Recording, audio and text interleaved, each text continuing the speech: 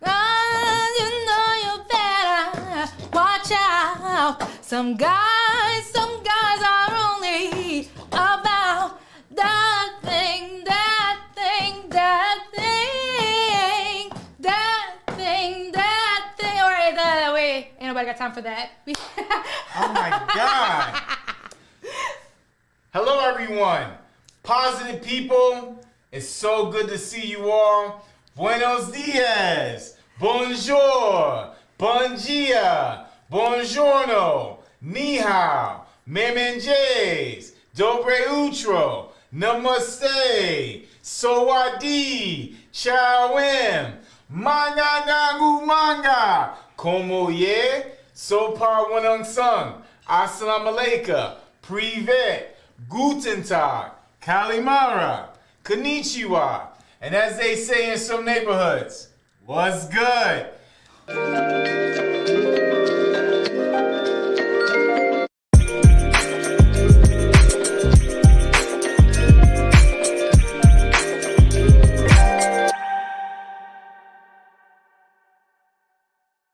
Welcome to Cultural Flip Side.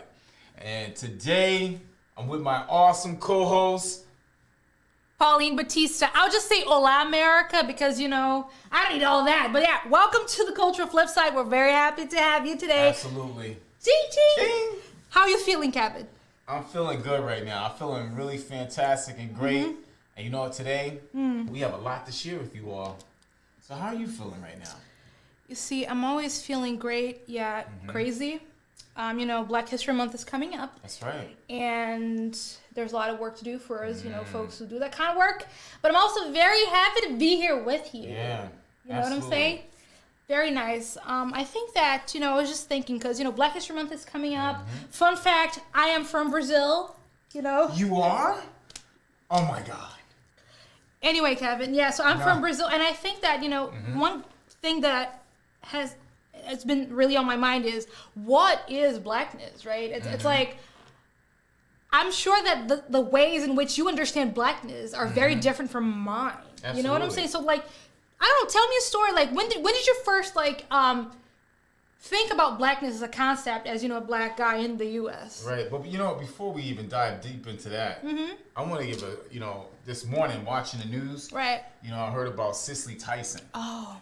You know, and when I think about Blackness, I think about her life and her legacy. Right. She was contributed to just uplifting her people and continue to move forward. Right. You know, much love to Cicely Tyson. Right. You know, born on December 19, 1924.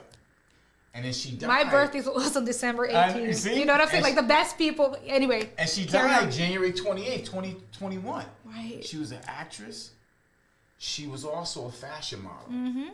And one thing about Cicely Tyson, one of the things she always said was challenges make you discover things about yourself that you never really knew. Amen. You know? Amen. So it's when I think about challenges, right? Yep. Discovering things about myself, when I think about Blackness, is that we are not a monolithic group. We really aren't. We really aren't. Yep. So even though my experience as a Black man living in Connecticut is very different from someone else's experience as a Black man or Black woman living in Georgia, Mississippi. Or even a Black woman in Connecticut. Connecticut, right? Yep. So, you know, when I think about Blackness, you know, we all have our own journey, our own trials and tribulations. But one thing that I think a lot of people don't understand is that we are not a monolithic group. Just like white people are not a monolithic group. Latinos are not a monolithic group. Asians are not a monolithic group. Wait. Come on, break it down for me now. Hold on. Oh my gosh, hold on. This is a lot. It is. But I feel like, all right, here's the thing. In this country, right, there's this conversation about the binary of it all. And white and Black. And then you mentioned the Latinos. Right. Which to me is altogether separate. Because you also have Black Latinos and white Latinos. Oh, ching! You got it, ching. All right, that's a lot. Stop. I know. Anyway, so stop. All right. You know what I'm saying? So, like, for example, I am a Black Latina, right? I was born and raised in Brazil. So when I go back to my very first question that I asked you is, you know, when did you start understanding Blackness? My experience understanding Blackness came to me through racism. My mom is a Black, you know, dark skin, Afro-Brazilian lady. So whenever I went out with her, we would be treated a particular way. Now, when I went out with my dad, who's a really light-skinned, almost like white, passing men within, you know, Latinos, right? I was treated in a different way. So that, to me, it was brought to light very early on. When I was 5 years old, this is a crazy story. I was in school. Right. And it was a school that was predominantly white. You know, just think about it. As an Afro-Latina. Yes. On a predominantly white school. But also, Brazil is a predominantly black country, different from the U.S., right? The U.S., you do have 85% of the population. I mean, only 15 to 20% is identified as African American, right? That's the data. In Brazil, we have... 13 million of the population. Right. In Brazil, it's 56% of folks from Brazil out of a population that's super big, 200 million people, are black. So it's a predominantly black country. So I went to this predominantly white school. And I was hello, doing a little thing. She was just, saying hello. Hola, everyone. So cute at 5. And then this boy, this boy, white boy, he looked at me and he said... You said this white boy looked at you. And he called me the N-word when I was 5. Now, what exactly does the N-word mean in Brazil?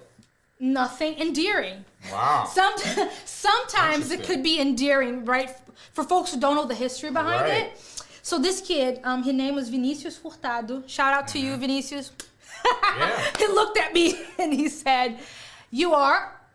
And I'm like, "I am." And he kept going and going and going and going for like multiple classes. And then I told my grandmother, who was, illiterate when she passed away. Right. She had never had a chance to go to school. Same as my grandfather. I told her, you know what I'm saying? So this is happening. This kid, she's like, you know what? Next time around he does that, you grab a desk and you just throw it at him. Literally, that's what she said. And what did you do? I did just that. Wow. And what happened? And my mama was actually called. The school called her, Miss Batista. Hello, how are you? And she goes, yeah, your daughter's here causing trouble. She threw a desk at some kid. Yeah, so, it really... That is when I first knew this thing that we call systemic racism, right? That folks are throwing around. It's that very simple thing. Because when she got to the school, I was punished because I threw the desk. But what came before that, me being called the N-word, was never addressed. Interesting. So I really understood at that moment there was a huge difference and that blackness was a thing. Right? And then when I moved here, about 10 years ago, I won't tell you my age. 10 years ago. When I was a toddler. Uh-oh. When I was a toddler 10 years ago, Kevin. That's Stop. Right. Stop. So what happened? Then I became a Latina. Back to what you were saying. Right. A Latina. Something. You know what I'm saying? Right. So race... So do people identify you as someone black when you walk in a room, or do they identify you as a Latina? Oh, they think I'm exotic. Right. But that's problematic. And I'll tell you why now. Because, I am black, and there's a lot of people think that's really strange when I say that. Yeah. Because they put me in a particular category because that's the history of this country. Y'all have been doing this for like centuries now. Everything and everyone needs to be in a category. You know what I'm saying? And that dictates the very discourse that calls Latinos, people from like a multitude of countries, Latinos, right? That's what makes you go to that. So how do you identify yourself? You identify yourself as Latina, right? A Latina or Afro-Latina? Afro-Latina. I'm an Afro-Latina. You know what I'm saying? So when you walk in a room, would you say you're a black woman? Or would you go directly to, I'm a Latina, Afro-Latina? I'm a black woman. And then if they ask me follow-up questions, because people always think they can, ask follow-up questions to you about your identity in this country. And it's really interesting, right? Right. So I identify as a black woman, I do identify as a black woman. Anyway, so...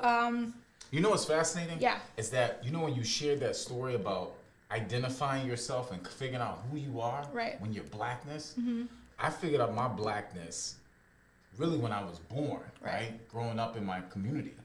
But when I really realized that there was a such thing as colorism, and you put a spotlight on that, and that was hot. Right? Because it really brought back some memories of my grandmother.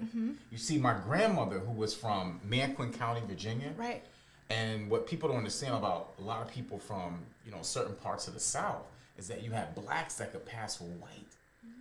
And my grandmother was one of those individuals She was a black woman. Well, how does the one drop rule play? The one drop rule, you know? So she had just that little 1/8, but she was identified as black. And my grandmother was married to my grandfather, Joseph Booker. Right. And I remember when I was 10, and we were playing dominoes, so every summer I would go visit my grandmother in Virginia. Right. And she was playing dominoes, she's laying the dominoes down, and I was down there for those 3 weeks, and my grandmother, she put her hand down. I looked at my grandmother's hand. Yeah. And you know that consciousness song that starts sipping in and clicking in your head, and you're like, wow! You're like, and I looked at my grandmother's hand. Right.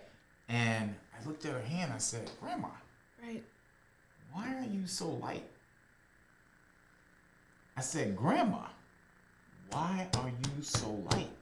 And my grandmother looked at me and she said, Kevin, it's what society wants you to think, that we're so different.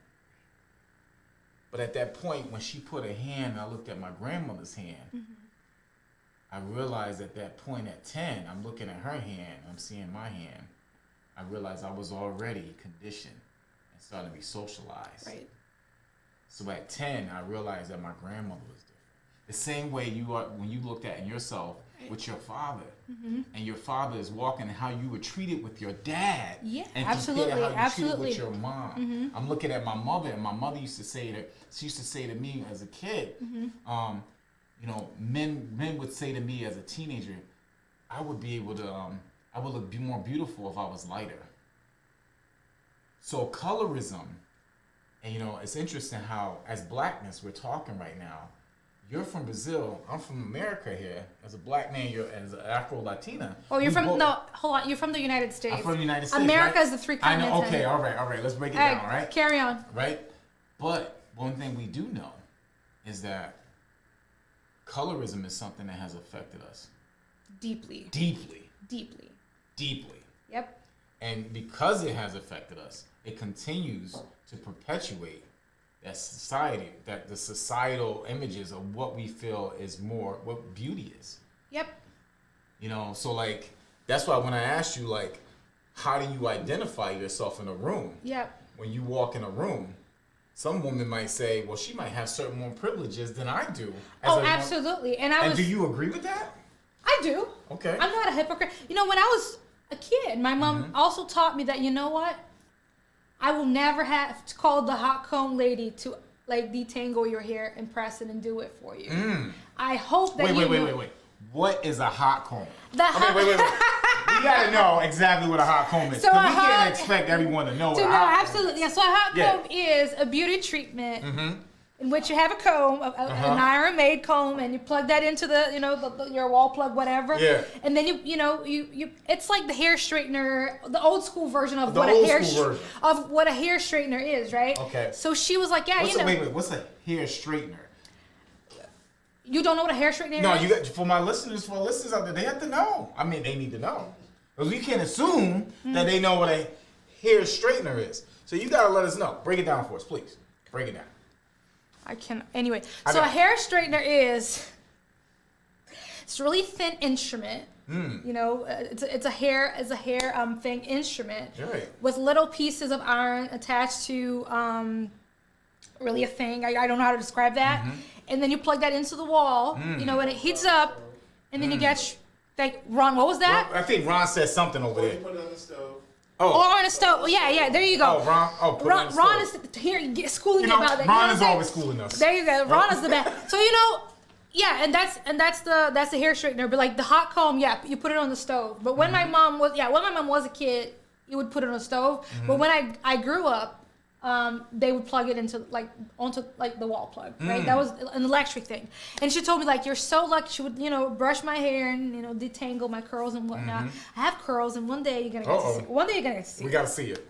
But it takes 3 hours to get that together. Anyway, so she's like, you'll never go through that. And she would say, I am so happy for you, but I need you to understand that there's a lot of privilege that you have. Wait. You got to say that again. Because now we're digging deep. Oh, very deep. Very deep. I mean, say that again. 25 years deep. Yeah. You know what I'm saying? Say that again. My mom told me that I'm very happy for you, but I need you to understand and be raised understanding that there's a lot of privilege that goes with that. what you go through, you don't have the same experience as someone who would be, a few shades darker, for example. That colorism again. There you go. Right. It's in Brazil. It's in the United States, not the America. We're not going to be saying America here. Okay. Maybe I will. Right. Maybe I will. Okay. You know what I'm saying? Right.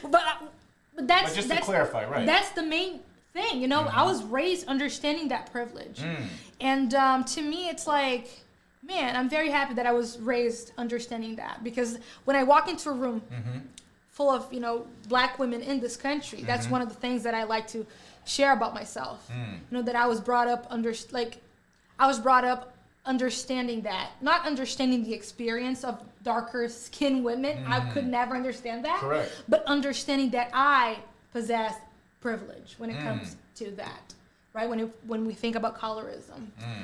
So that's, I think that's what blackness is to me. Yeah. Do you think if you were a darker skinned woman, right? Yeah. Do you think the opportunities that you have been given would be a lot different? Oh, they would not be given. They would not be given. They would not be given. So, but why do you say that? Some people would say some things are changing. Let me play devil's advocate right now, right? Oh, you do that alone. I won't be with you with that. That's really ghetto, by the way. What? Go ahead. Some things, I don't know. I really don't know, Pauline. Are you really sure, Pauline, that things would be very different for you? Because I really don't think so. Oh, then you can think so alone. And you know how some people say those things? What would you say to them? Historically, thankfully, I have been afforded the education and lived experiences to understand that. I mean, I know better, basically. Right. That's what I would tell them. I know better. I've witnessed a lot of folks going through racism in my presence, but I'm like, I'm black too. I'm black too. Right. That's where it is. I'm black too. And my whole life with my mom, going to the hospital with her, and oftentimes being in a room with a doctor, and folks would look at me only as if she didn't even exist because she was a dark-skinned black woman. I think if that doesn't, explain to you what blackness is to me, I don't think what else does. Because it's very complicated. It is. It's very complicated, and I think it will take a couple of centuries for us to really unpack that. Absolutely. As a society, right? Both in the U.S., in the United States, Europe, everywhere, because it took about 400 years to make it happen. As a project. Colorism is a project that took centuries to develop. So really, to unpack that and deconstruct that, it will take time and effort and intentionality. Absolutely.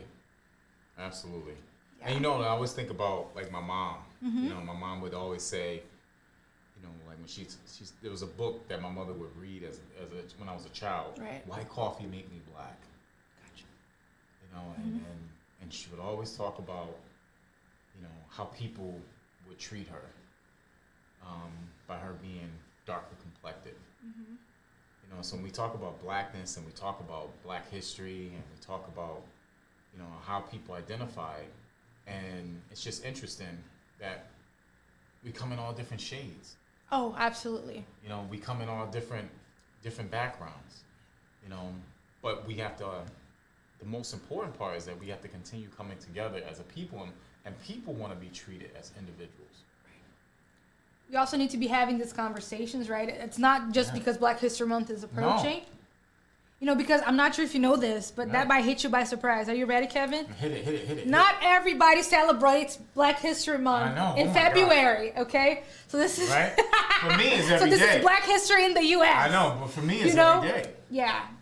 Yeah, but there's a reason why, folks observe Black History Month in February here. Because Frederick Douglass. There you go. In Brazil, it's altogether different. There is no struggle, there is no progress. You're very good with the quotations. The quotations are it for me, Yeah. I mean, it's so interesting because as I reflect on all of that, I think about these two different stories that I just saw in the news these days. So the first story, and it's funny because it really connected, global blackness with local, blackness in the U.S., right? So, for example, there's a story of this lady, I think in Vernon, I'm not sure.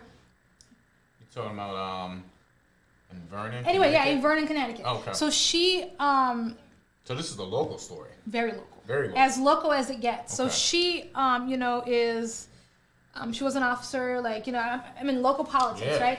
And she had to quit because she was a black woman and she felt threatened, and because of bigotry, really. That's the description, right? So she had to quit. So imagine, historically, how hard it is for you to get a black woman into any level of politics in this country. How hard it is for you to get there. So she finally gets there, but she felt as though she had to quit because the bigotry was such, right? And of course that is related to racism and anti-blackness, right? Absolutely. You know what I'm saying? We know a lot of folks that get away with a lot of things, right? And that was not it for her. So her story makes me think about a story of another lady in Brazil. I mean, and so many other women in Brazil, It's so funny because on the, Wall Street Journal was, politics is getting blacker in Brazil. Look at this story. Wait. You gotta say it again. So they said politics is getting blacker. Essentially. Interesting. Right? Right. But they're celebrating, but at the same time, are they listening to the historical demands black women in politics just need? I don't think so. Because you have this example of someone, Justin Vernon, around the corner from here, who is going through a lot and is seeing herself in a position in which she needs to quit the job. You have her story, and you have the story of these black women in Brazil who are taking politics and are making it blacker, allegedly. But there's so many structural problems, though, that I did notice that they're not talking about. Right, and I know a lot of folks personally who are, they're celebrated, they make it into politics, black women, oh my gosh, black women power, black Latino woman power, you name it. But the structure needs to change in order for us to have. Now, when you say the structure needs to change, are you saying the structure needs to change in Brazil or within the United States? Across both, you see, really, that's a great question because. What I was thinking is that when you talk about, for example, let's lead with systemic issues and institutional problems, right? Are institutions only in Brazil? No, we know that. We know that's not true. Thank you. Right, you know what I'm saying? So everything needs to change globally, right? And I think that those institutions, across the Americas, Brazil, whatever, they were established by a particular folk, right? By white folks, white men who had an agenda. Wait. Look, I got to get a drink on this one. Because this is getting hot. Is this? I hope there's no alcohol in it. Anyway, so I don't want it to get any hotter than that. It's getting hot. Anyway, so. And that's my water right there. That's one of my favorite drinks. So. Good for you. Anyway, so you watch a show, you're curious about what people, It's anyway, water. Anyway, back to my story. So, you know that those institutions were established historically by, white men to privilege their interests, right? And the British folk, the Spanish folk, and also, the Portuguese folk, and so many other colonized, French folk as well, you know what I'm saying? So those were established for a particular reason, and black folks were never seen as human beings, let alone part of those institutions. So someone who's listening right now, right? We're breaking all this historical stuff down for people, right? How does this affect what's going on now? Because when I'm in rooms, people are going, Kevin, why do we need to pour money into Black Lives Matter? I think you need to be leaving those rooms and find better rooms. Coming from? Just a little. you know what I'm talking about. Yeah, I do. I know what you're talking about. You know exactly where I'm going with this, right? So it's people are just sitting back going, right? Why? This is what I hear all the time. This doesn't happen in my community. I don't know why this is going on. This never. We don't have these problems. Wait, what? Yeah. Where's that? I've never been to. What? I hear this all the time. We're in Neverland. Oh my gosh. Right? Where in Neverland is that? So the question is, and then I hear comments like, well, all people should be treated equal. So when we talk oh no. So when we talk about the question of blackness. Oh no. I'm like, that meme? Oh no, the oh no meme? Break it down for me in your how do you see oh no? All right, in this particular case, that meme would apply because, like, historically, as I was saying before, the way institutions are set, and, the government being an institution, we look at institutions, the government, religion, economy, school, and family. Those are the 5 social institutions I'm talking about. Cha-ching, I'm also a smart lady. How you doing? Okay. Anyway, so, you know what I'm saying? The 5 what? The 5 institutions of society. Of society, darling. There you go. So you have those 5 institutions, right? And the government being one of them. Those institutions were established for a particular reason, to benefit those white men who established them. If you created something, I mean, you know better than that, but wouldn't you primarily benefit your own interests? Me? Perhaps. Probably not. But in general, folks. But in general, and when we look at it from a historical standpoint, there you go. People, of course, they did. Yeah. Right. And and I argue that in saying that, folks, in saying that, this problem doesn't really happen in my community, right? Because I hear that all the time. No hay problema aquí. Aquí está todo bueno. Everything's perfect here. Wait. You know what I'm saying? And I just say, everything's right. Everything's perfect here. You know what I'm saying? Everything's perfect. I argue that it is perfect because historically, those folks were taught to think that way by their privileged ancestors who were in line with the agenda of those white folks back in the day who created government as an institution the way it is. That is why black women are quitting this whole institution. Or having such a hard time because government as an institution was not made for them. Wait, hold on. Let me see the fan here. I got a fan. Ron, is that allowed, Ron? This is getting hot. No, put my fan down. God, geez. Anyway, in conclusion, you know what I'm saying? I think that that's the change that needs to happen. We need to either rethink government as an institution and politics as being like the action part of government as an institution, because you have government, right, and something that's like very stiff. Politics is the day to day. You know what I'm saying? The daily way conversations and work, right? So politics as being like the action and expression of the government as an institution. That needs to change, man. Absolutely. That needs to change. But you know what? It's so hard. Because you got me really thinking about you politics. Have a different place. I want to hear your perspective on that. Right. Yeah. When I think about politics and I think about communities, when you think about the most segregated state, right, in the nation is Mississippi. The second most segregated is Connecticut, right where we are living right here. And what's interesting, and this is so... You see, Ron? Kevin is out here scaring the crap out of me. I know. You got 169 municipalities in the state of Connecticut, right? I'm going to say that again. 169 municipalities. That's a lot. 153 municipalities are predominantly white. Only 16 municipalities of people of color concentrated. Now, we don't have enough time on the show right now. You and I both know that. To go into the historical reasons as to why. Right. But it goes back to what Pauline just said. Those 5 institutions. Why things were structured that way. So when you think about blackness, the conversation we're having today is how do we actually educate people and help people understand. This is a question I had this conversation with my mom this morning on the phone. I was talking to my mother at 6 o'clock in the morning. And we're talking Who wakes up at 6 o'clock in the morning? My mother does every morning, right? So, and we talk on the phone, and I'm sitting there talking to my mom, and I'm like, Mom, how do we get people to start having conversations about different types of people and cultures when people are living in homogenous communities? They think they are. Right. And they never been exposed, or they're not around at all, or coming in contact with one another.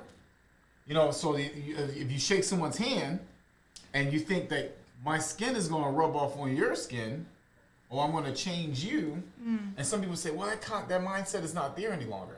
But it still does exist. Oh, you and I both know that. 100. Like I said, historically, it took time. This is a project. Historically, it took time for us to get here. At this very disgusting point as a racist society, right? So it's going to take time to, reboot that. But we need what? Abolition. We need reparation. What do we need as a people? You know what I'm saying? A lot. That data from Connecticut, Kevin, it's real. It's sad. But that's how does that play out? Because you're involved in like, a lot of, community work and whatnot here. How does it play out? So if someone like myself, the reason why when I have to navigate through these towns, I realize that sometimes I have to make sure I put on a suit. Because I know that even with my education, navigating through these spaces, people may be afraid because of the first time they come in contact with or seeing a black person was just on television. And then you look at what the media is pushing out a lot of times of individuals that look like you and I, it's not always in a positive light. Right. And it's so funny to me because the first time... just to even touch on it, right? Mm-hmm. I feel like some days I'm just like, I got to carry my race with me. So every day I'm not just walking out the room being my own individual, Kevin Booker Jr. Right, yeah. I'm carrying my race with me every day. So individualism. So when I think about blackness, blackness is something I got to think about every moment of my day. Yeah. You know that. Mm-hmm. So I do. No, it's just so crazy to me because we gotta breathe, girl. We gotta breathe for a minute. Let's breathe for a minute. I could never breathe, but people gotta breathe. I mean, because this is heavy. Yeah, I mean, I think that here's the thing, Kevin. Yeah. When you talk about the media, right? Mm-hmm. I think about the first time when I heard the word mainstream. When I was in this country, and it's like, oh, this is mainstream. This is not mainstream. People were like putting everything into like different categories, and the whole concept behind mainstream. Main means what? Central. Central. If you're telling me that you have to whitewash something in order for it to become more mainstream, that right there is telling me that this particular group of people, the society here, thinks that white folks are the mainstream. Therefore, they are entitled to more content that looks like that. But the thing that really scares me is that when you say that white folks are main, central, what are you saying about black folks? What's been said for centuries. What are you really saying? It goes back to the Constitution. According to the Constitution, black people are only considered 3/5 of a person. I mean, we have to even go back to that, to when the founders were sitting in that room. Right here in the United States, sitting in the room, making out and figuring out, making out and figuring out? Figuring out, okay, that's my property. My dog is worth more than that slave. It's valued more than that slave. Right. So the concept of the mindset of what people thought of blackness, and then you think about a lot of that, the mentality that people had, they never actually went to therapy. A lot of slaves, when the slaves were emancipated, all that harm and drama. Also, we say enslaved folks. Right. Enslaved folks, because right. I mean, just right quick. Right. Slave is one thing. Enslaved folks, that means that someone was made a slave. They were stripped. They were made a slave. When you say enslaved, that you really are speaking, more to the truth, because you need to really be using that terminology. It needs to be thoughtful. So we can change the mindset of it, change the narrative of it. Enslaved folk, because I mean, you really need to be focusing, about, around the way you talk about those issues, and I've become really I'm just so passionate about this. No, it's real talk. Because freaks me out. Sorry to high low key yell at you. Yeah. We're using the wrong term, but we don't use that anymore. Bringing it back. Bringing it back. As we bring it back and bring that concept back. Right. The fact is, we're talking about lives. We really are. When I was in Charleston, and I'm thinking about Charleston. When I'm sitting there in Charleston, I'm looking at that auction block. Right. I'm walking in that market, and I'm thinking about that mother. And I'm thinking about a room filled with 50, 40 white men auctioning off that mother with her 2 children going somewhere else. And they're not looking at that individual as just a person. They're looking at that individual as property. Yeah. So when we talk about blackness, and we talk about being and going through this trauma that still exists today. Collective trauma. Collective trauma, right? It's real. Like even now, when I think about right now in 2021, you and I, we wake up in the morning and we step out of our place, our house, where we live, our household, right? Mm-hmm. We step out of our building and our homes. We have to think about, are we gonna make it home safely? Absolutely. Let me say that again, so like for people who are really listening, we have to think about, because that's one thing. You're from Brazil, I'm from the United States, but one thing, living in this country, we have to think about at times, are we gonna make it home? Yep. That's why I had to breathe for a moment. Yeah, I appreciate that. And that's why sometimes it's hard, because when you think about, my family were some of those individuals who were enslaved and who were called slaves. When I think about my grandfather who died in 2000, my grandfather was a sharecropper. He only had a 3rd grade education. My grandmother too, and my grandparents. I've only met like one of my grandparents. Wow. It's complicated. So when we think about blackness, I just think about, sometimes what comes to my mind is, how do we as a people from different parts of the world, absolutely, from Ghana, Nigeria, Egypt, Brazil, Argentina, anywhere really, anywhere, the islands, Jamaica, Argentina kind of killed off their black people. I know, right? So but how do we come on a serious note, though, right? How do we come together?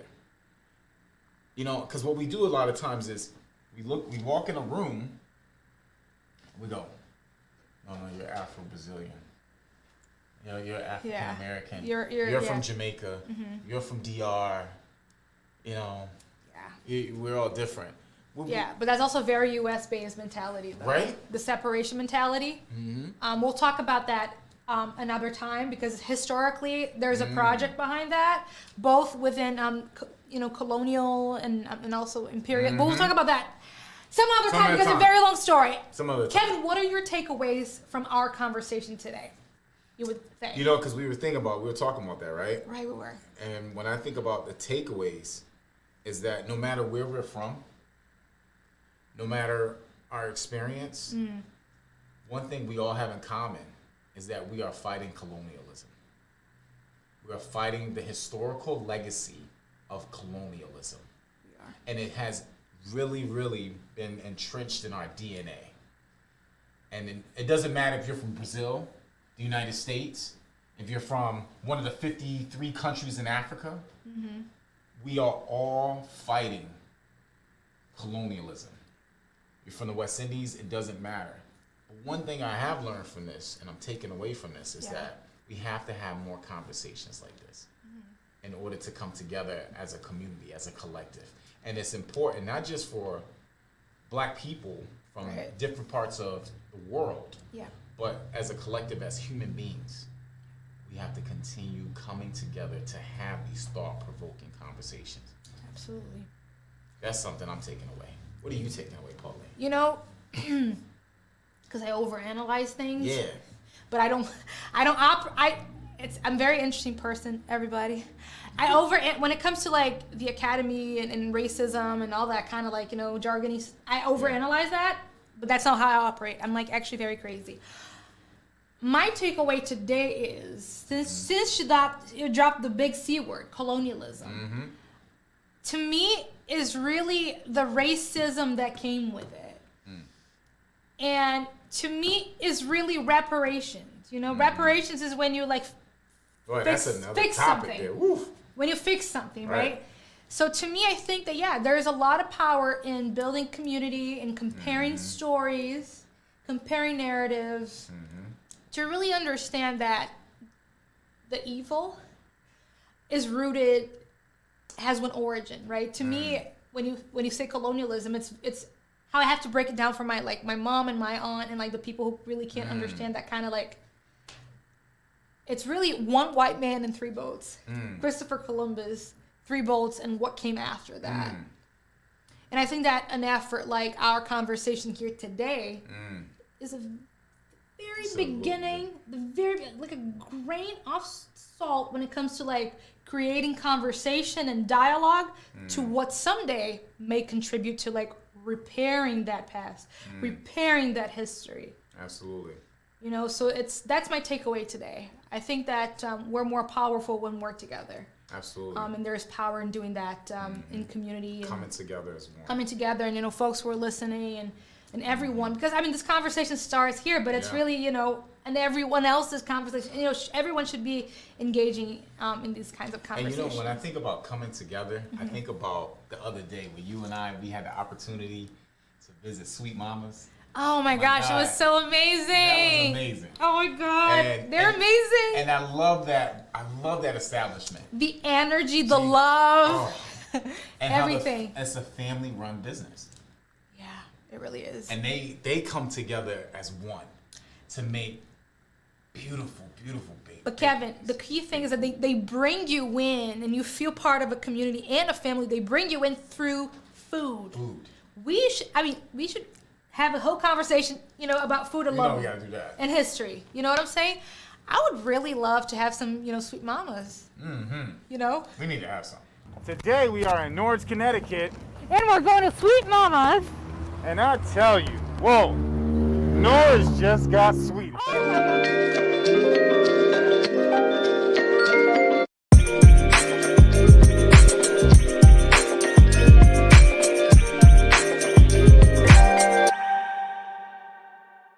Miss Jean Pemberton. Oh my God, the owner of Sweet Mamas. Oh my gosh. Hi. Hello. Good to see you. So good to see you. Welcome. You know, meet you. Oh my God, the legend herself. I'm like, I wish we could hug, but we can't. So, you know. So we gotta get a little bump. There we go. Perfect. Boom. Perfect. All right, I love that. Awesome. Right. What a beautiful place. Thank So, you. Miss Pemberton, can you tell us, like, who inspired you to actually get into this business? Well, I'm really inspired myself to get into this business. Wow. I mean, it's amazing. Thank you. I always wanted to make treats for my children because my mom used to send us to school with packaged stuff. And so all the other kids brought in treats that their moms baked. So I wanted to bake. So that's what really got me into it. Wow. Well, hold on. During COVID? So during COVID, COVID, right? I got, no. During COVID, I got pushed into it by my coach. I was working as a marshal, and they let me go. I was working part-time. They let me go, and I was home, and then I got to talking to my sister, my coach, Brenda Stone, and she started telling me that this was time. Between her and my daughter and her team, they pushed me into where I needed to be. And how long ago was that? Just to clarify, I need chronology. March. I'm listening to a story. Absolutely. In March. In March. Not March. 2020 March. March 2020. We started working on this in March of 2020, and then in August we put it together. Started putting it together. So what I need to know. Because I see all these delicious desserts I'm kind of covering them. All these wonderful desserts. And I definitely want to purchase one before I leave. I want to several. So what I need to know, what I would love to know, is this like part of your family business? And was this like a legacy passed down from generation to generation? Making desserts and food? No, actually, my mom, I learned to cook from my mom. But this is something that's been a dream of mine for 40 years. 40 years? 40 years. For 40 years. Dedication. Yeah. 40 years I've been wanting to get out and do this. I've worked as a marshal. I worked a part-time job on top of that, and then I worked as a caterer, catering my stuff. And I wanted to get into this more. And so 40 years this has been in the making. Gotcha. So what is your signature? Do you have a favorite, like a signature cake, a signature? My carrot cake is my signature carrot cake. Okay, now. Wait. Please say that to the viewers who are listening right now. Please do. My carrot cake is my signature cake. Now, Sweet Mama, how can people get in contact with you? They can get in contact. Wait, let them know right there, please. Right there. Okay, you can get in contact with me on Instagram. You can get, that's sweet.mama. You can also reach us on Facebook, or you can call us here at the bakery. So my one last thing that I want to know personally, because it's COVID, and I mean, listening to your story, very inspirational. Do you have any advice for folks who are struggling during this time? My advice is to seek God first, and then let Him show you the way to go, because I tell you, without having Him in my life, I don't even think that I would have gotten pushed into this. Wow. But with putting God first and getting pushed by my coach, who's a pastor as well, That's a and that's what you need to do. You need to really figure out where you're going and just do what it is that you want to do. Stop procrastinating. Thank you so much. Oh, that was Sweet Mama. That was Sweet Mama herself. Absolutely. Right? Absolutely. Very touching. Thank you. Thank you so much, Sweet Thank Mama. you. Thank you. Thank you. Thank you. All right. We appreciate you taking time out of, your time out of your day, because this is so beautiful. You have such a beautiful restaurant here. Thank you. So thank you so much. Thank you. Honored to meet you. Thank you so much for your time. Let's get someone into some of that carrot cake. That's right. That's right. Perfect. We'll have to do it. Yeah. Ready? So, Sweet Mama, I tell you, I'm really interested in having a piece of that carrot cake. Well, you're not the only one. You're not the only one. You know that. You're not the So only one. let's have some of that carrot cake. Right into it. And Right into it. thank you so much for just everything you're doing in the community right here in Norwich, Connecticut. Yeah, thank you. Appreciate you. Thank you. Oh my gosh, I love Right? Sweet Mamas. I know. So do And I. you know what I love can't the wait to most? go- what? I love the energy, the positive energy when I walked into Sweet Mamas. It was so welcoming and inviting. Yeah. I tell you, I will always go there. Always. Always. Every day of Every my day. life. All right, I'll stop right there. Thank you. It's like, Put in the cakes. like hello, Ron. Hello, Ron. Hello, Ron. Yeah. Are you there? Ta-da. Thank you. What do you think so Ooh. far? Good. You should. Huh? Yeah. Yeah. What's up? Yeah. All right, and I'll tell you guys when to take in. Okay. So this is definitely some work we got to do. No, just a little bit. Some Let's get through Yeah, it yeah, first. let's- I know. Yummy. Okay, in 5, 4, 3, 2, 1. The clip is over. You guys are back to you. Ooh, oh my Oh my gosh. gosh. Look. And just like magic. Oh, And here I it is. got some chocolate cake. I got some beautiful coconut cake. It's very tropical, just like me. All right. All right. Bon appetit. Got some really dark chocolate cake. That's nice. I could literally eat that 3 times a This day. is delicious. Yep. I love Sweet Mamas. I couldn't even That's what I'm talk. talking about. It's amazing. I love it. Oh. Well, thank you so much. Sweet Mama, thank you. Thank you for all the work you're doing in Norwich, Connecticut.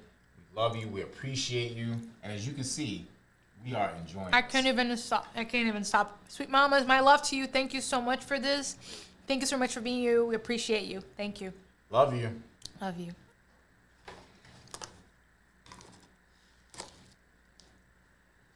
So, All right, Ron. What do we do? Ron, I'm so lost. I know. I thought you guys were going to wrap up the show. Oh, Oh, okay, okay. perfect. All right. Do we have to do it over? Just keep going. Yeah, just keep going. Okay, All right. never mind. Anyway, the mess of it all. So, Oh my gosh. everyone, thank you so much for being here with us today. I think that But we you had know- some really amazing conversation. Kevin, go ahead. I just want to say, I really appreciate this conversation we I had really today. do. Same. But one thing that really resonated with me, and something I just kept thinking about when we talked about blackness. I kept thinking about Langston Hughes, a poem by Langston Hughes. It's called "I Too." Gotcha. I too sing America. And Langston Hughes talked about blackness and what it meant to him. And he said, "I too sing America. I am the darker brother. They send me to eat in the kitchen when company comes. But I laugh. Ha ha ha. Eat well and grow strong. Tomorrow, I'll sit at the dinner table. No one would ever dare say to me, eat in the kitchen then. Besides, they'll see how beautiful I am and be ashamed. I too sing America. I too, as a black man navigating through white spaces, sing America. I too, as a multiracial brothers and sisters who have to navigate every day through all these spaces, they too sing America. And my LGBTQ community, including all sexualities and gender identities, they too sing America. And my immigrant brothers and sisters in and out of detention centers, they too sing America. And my elderly friends who have contributed a lifetime of labor and love and who are not provided adequate access to housing or work, they too sing America. And my veterans and first responders who have served this country and cannot get adequate health care services, they too sing America. And my Latinx brothers and sisters who are ostracized in their schools because of their native language, they too sing America. And my friends with physical disabilities who are not provided adequate access, they too sing America. And my Asian and Pacific brothers